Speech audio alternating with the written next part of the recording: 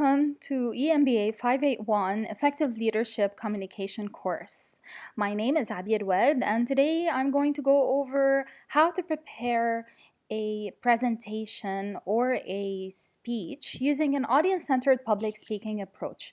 Before we begin, let's go over what an audience-centered public speaking approach means.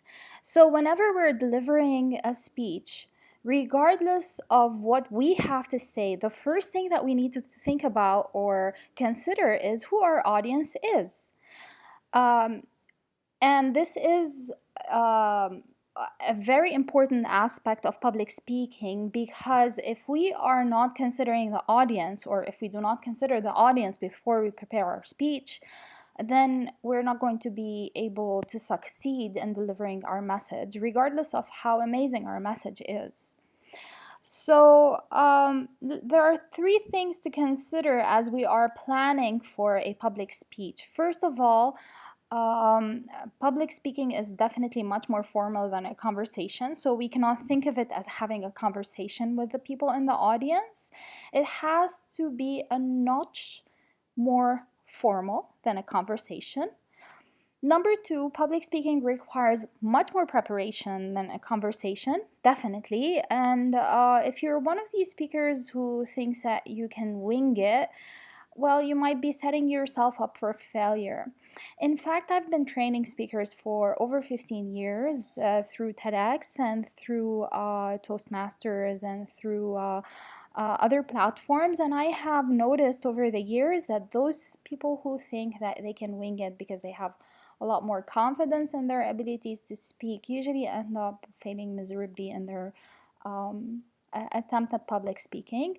Number three, public speaking involves more clearly defined roles for speaker in the audience. Of course, you know, where you stand as a speaker versus where you sit as an audience member, how much talking happens by each, etc., etc. Before I go on, I just have to point out that the difference between a presentation and a public speech is just the audio visuals. So if you are using visual aids, your public speech turns into a presentation. That's the only difference between the two. So when we are preparing for a speech, the first thing we need to do is consider our audience. How do we consider our audience? We consider our audience by doing two things. Number one, gathering and analyzing information about this audience. And number two, considering the diverse backgrounds of our audience. So what does it mean to gather information about our audience? First of all, we have to know who our audience is. How old are they? Where do they come from? Are they university students?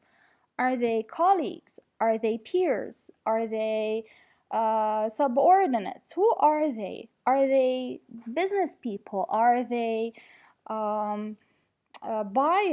Who are we going to be speaking to and addressing today? So this is a very, very important point. We have to know their age, we have to know their backgrounds, their educational level, their cultural backgrounds. Do they come from high context cultures or low context cultures? This is something that we will discuss in a later video. And so all of these are very important points to consider. The second thing that we need to do is select and narrow our topic. So as we are selecting our topic, we have to find out, number one, of course, as we said, who the audience is, what my interests, talents, and experiences are, and definitely what the occasion is. So who am I talking to? What am I good at? What is the occasion?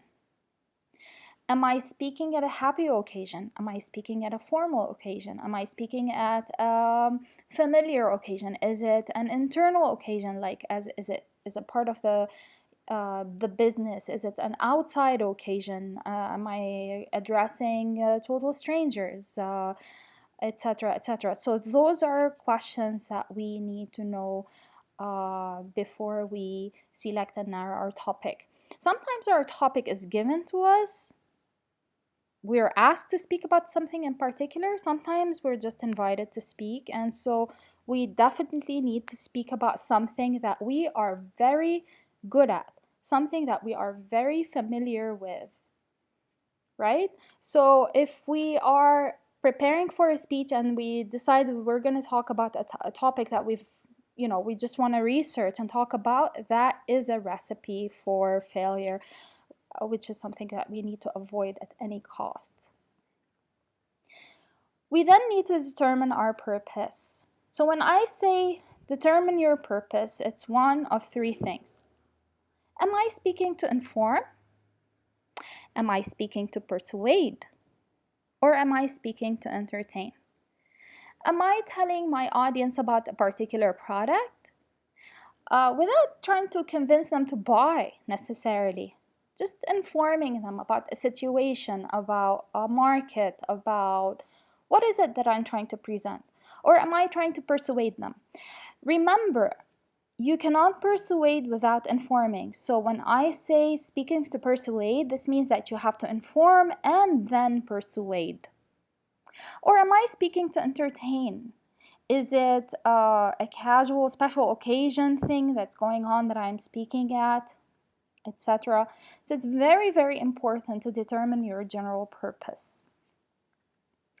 Next, you need to determine your specific purpose. The specific purpose is a concise statement indicating what you want your listeners to be able to do, remember, or feel when you finish your speech. This is a very important point that most people miss.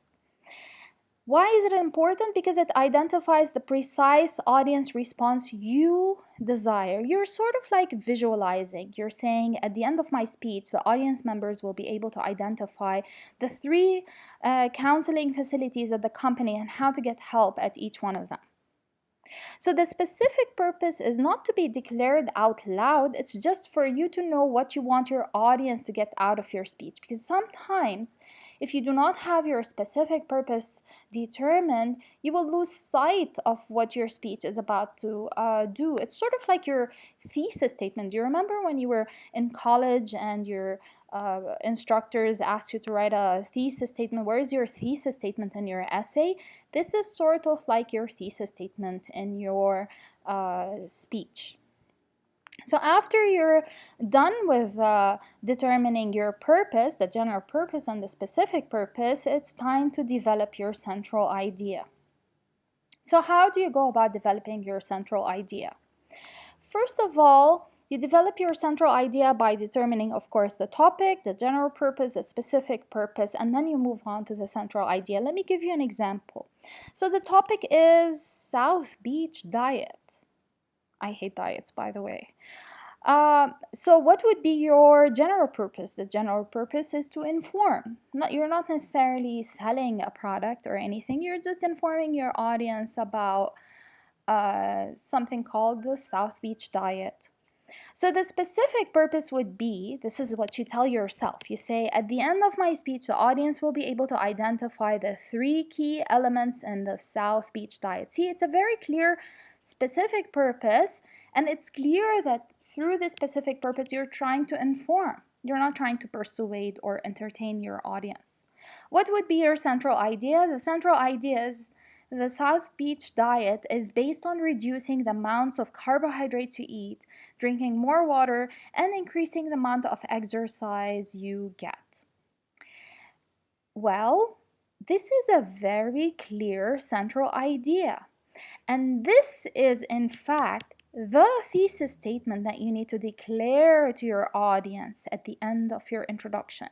So when you're introducing your speech, the most important thing is to be able to tell the audience at the end of your introduction, once you've hooked them in and they started listening to you, what your central idea is.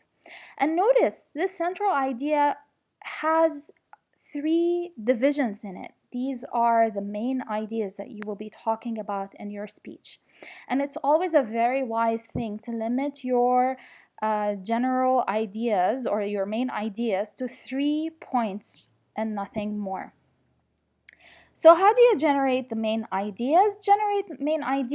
You take a look at your topic and you see, your central idea and see, does it have logical divisions? like the previous one, it had logical divisions, right? Can you think of several reasons why the central idea is true? And can you support the central idea with a series of steps? So this is how you generate main ideas, and it's always very smart to keep them to 3. You don't want to have more than 3 main ideas in your speech, because otherwise it becomes very overwhelming and it's too much information to take in, and you will lose sight of your specific purpose. How do you then support your how do you then support your main ideas? You support your main ideas by gathering interesting material like stories, descriptions, definitions, statistics, analogies, and supporting opinions, and sometimes by using visual supporting material. And for every single main idea, you need to have uh, supporting material. And it's best that if you can have the supporting material and add an example, something that is concrete, something that the audience can, uh, something that is tangible, something that the audience can visualize. For example, instead of saying, Kifraya plants so and so a number of uh, acres of grapes, or harvests a number of acres of grapes every year, you say it harvests around 60 green fields.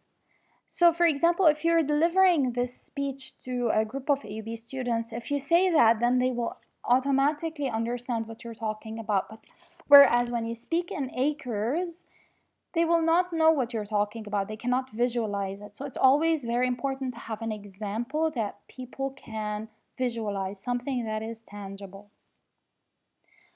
Moving on, how do you organize your speech? Well, it's very simple. This is how you organize your speech. You list your topic, the general purpose, which we've talked about, the specific purpose.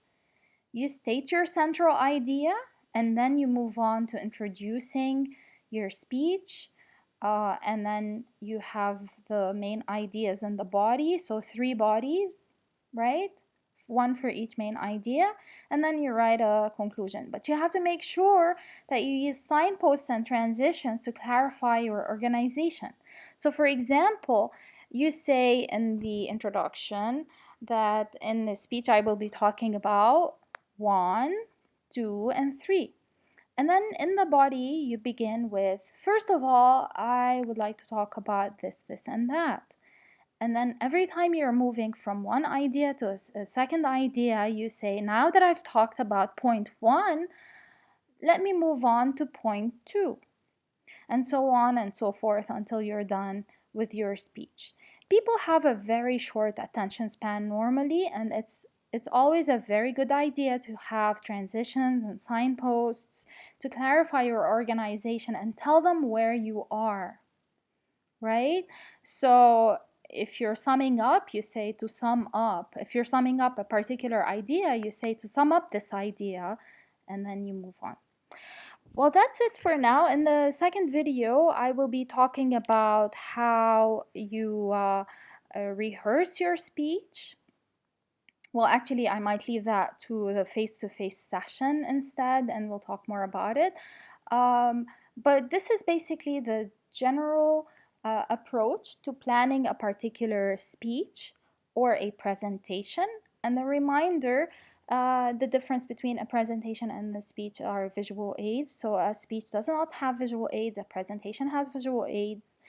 And to sum it up, in this presentation, we talked about an audience-centered approach, public speaking approach, how we consider our audience and the importance of considering our audience, how we select and narrow our topic, how we determine our purpose, how we develop our central idea and our main ideas, and how we organize our speech.